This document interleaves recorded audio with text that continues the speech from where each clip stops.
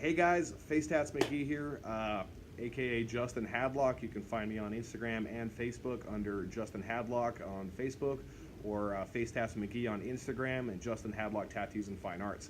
I want to start off by saying thank you all for tuning in. I'm so grateful of the opportunity to be part of everybody's tattoo education and this whole process that we're all going through. I always want to hear what videos that you guys would like to have me make. So feel free to drop a comment in there. Let me know if you like it, you hate it, whatever. Give me a like, thumbs up, thumbs down, whatever. But I just want to say I'm appreciative of it.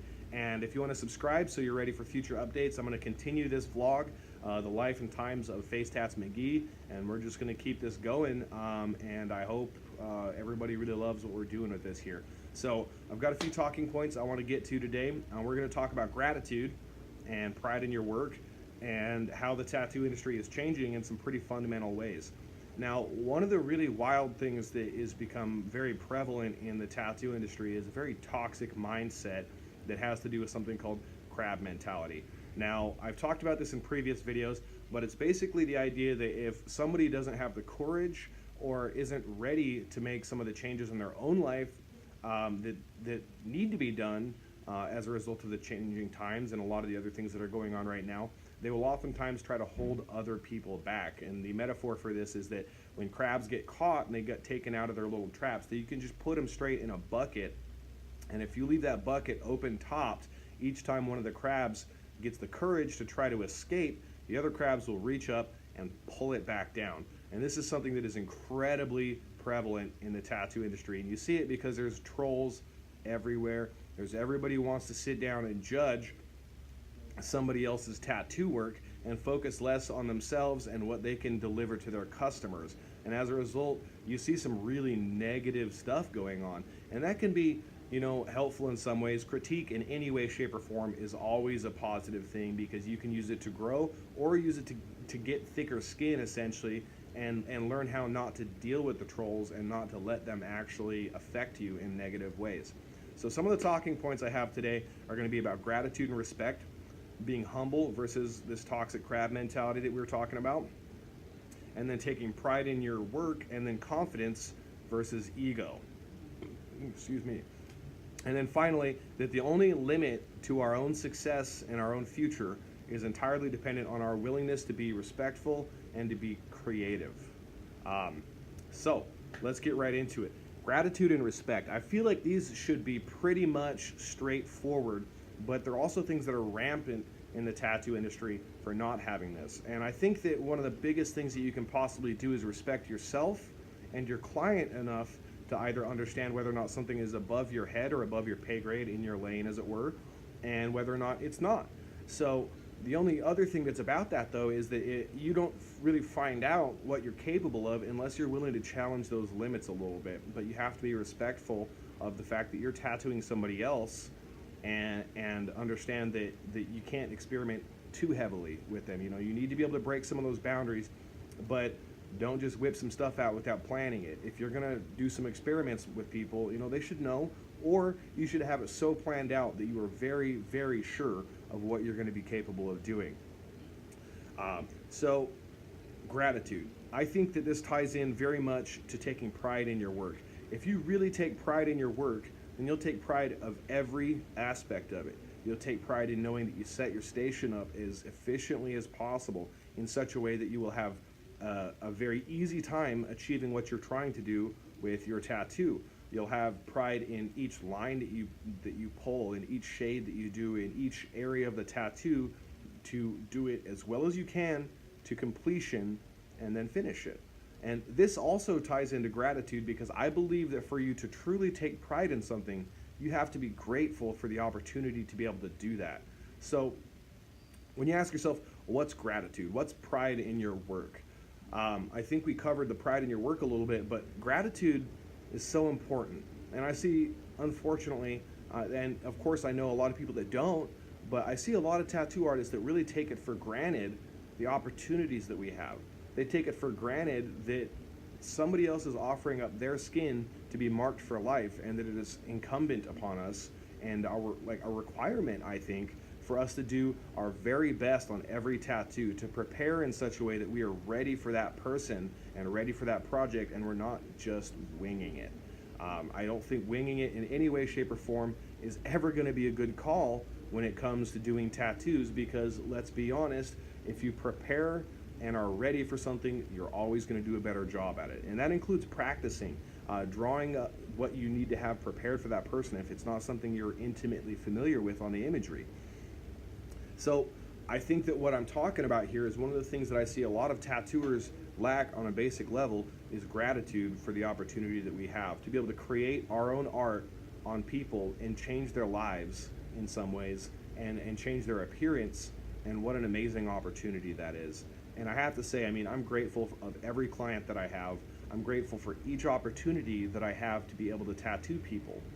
Well, this ties in also too to this whole being humble versus a toxic mentality. You'll see so many tattoo artists out there that are trying to take somebody else down a peg or two under the guise of telling them that they should be humble. Well, a lot of times that's false humility, and it's wrapped in insecurities, as one of my mentors put it, and I read a post about it the other day that really hit me hard. And it's wrapped in insecurities that they then project on the rest of the world. People that are truly grateful and truly humble are more worried about themselves and what they can do and why they want to do those things than they are about what other people are doing. You'll see a lot of tattoo artists that'll say stuff like, well, this person's over here fucking that person there, this person's skin up, and they're doing this and that. But you know what somebody who's really humble doesn't do?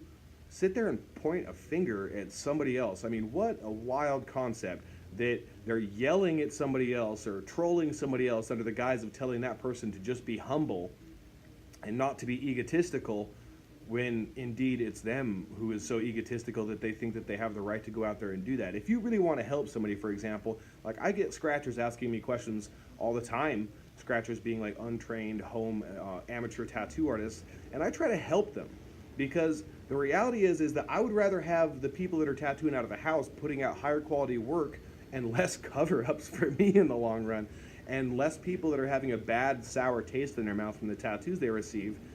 And that helps us all. And those people will be able to eventually come up, and I'll tell you what, if you pay a little bit of respect for somebody and they come up and blow up, then you're going to be that person that they remember as being that supportive person, not that asshole that tried to take them down a peg or two. So remember, guys, if you're really truly humble, you focus on what you can do to help people and the opportunities you have in front of you, not hating on other people. Now, sometimes you'll hear me talk about other people's business models and stuff like that, and I speak from experience in knowing that I've been on all sides of the spectrum in this argument. And I know that since I've definitely actually humbled myself down and been willing to see the opportunities and gratitude that I should be having for my clients in front of me, it has changed the way I do business on a very basic level. I'm so grateful to have been able to change some of the people's lives and help some people let go of some of the negative things that have happened in their lives, or to have a little check mark, a little notch, as it were, to remind them of the things that they have achieved. I mean, what a powerful experience, and I love that. I mean, I feel like every day that I get to come to work and have opportunities like that is a great day, and I don't ever, get up and wonder if I'm going to have a frustrating day or a difficult time or any of those things. And I look at all of these opportunities that the internet provides, and Facebook and Instagram and Snapchat and all these things, to be able to reach new people with my art as being an amazing opportunity. It really does make me happy. I feel like you can kind of see it in me right now. I mean, it makes me kind of giddy and bubbly to think about that. And so, like I said, if you're really, taking pride in your work, you'll take a level of gratitude into everything you do. And if you leave a little trail of gratitude everywhere you go, you will find that you will never be unwelcome somewhere. And what an amazing thing to know that people value you because of your willingness to be helpful.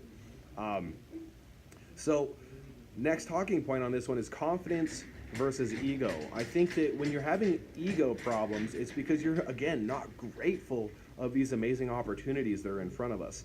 And confidence is that willingness to know that you can produce something. You could try, but you better off I ain't a spectate from the audience. Why you hating from the bleachers? Cheerleaders is loving us. Grab a pom-pom, baby. Last year we was last place, this year we in first. We was hungry for the title, now we quenching our thirst. You was on your best behavior, yeah, we on our worst. Killing the competition, rolling around in a hearse. Life is like chess, except it ain't a game. Some pawns remain pawns, some pawns become kings. Think before you move, think 3 steps ahead. Peep game, protect queen. Some rooks get took, some knights get swiped, some bishops get slain. I'ma tell you like my homie told me, life is like chess, except it ain't a game. So when you gotta want it, you know my team want it. You know my team want it. You ain't no stopping us. Nah, ain't no stopping us. Nah, ain't no stopping us. And when you gotta want it, you know my team want it. You know my team want it. You ain't no stopping us. Nah, ain't no stopping us. Nah, you know my team want it. More creative and push the boundaries of what was acceptable. 30 years ago, every tattoo had to be an outline and a fill. And those are actually things that I've had to break out of. Ain't no stopping us. And when you gotta want it, you know my team want it. You know my team want it. You ain't no stopping us. Nah, ain't no stopping us. Nah, you know my team want it. The only limit we really have here is our willingness to be creative. And again, I just want to say how amazingly humbled I am constantly by the opportunities that tattooing has given to me and the opportunities that are created because of my willingness to recognize that I should be grateful for what's in front of me. So if you guys have any questions, if you want to chime in on this, let me know what's going on with this. If you've had experiences with toxic mentalities, or if you yourself has had to break out of those, or have any questions, if you need help, anything like that, I encourage you to leave a comment. Please subscribe. Again, that really helps me out so much. It increases the visibility for these videos, and it increases the audience that I'm able to reach.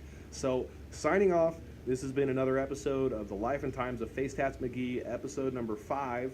And I just want to say one last time, I'm so grateful for all of you for tuning in and the opportunities that you helped me create in my life. I appreciate every single one of you. I hope you all have an awesome day and an awesome night. Thanks.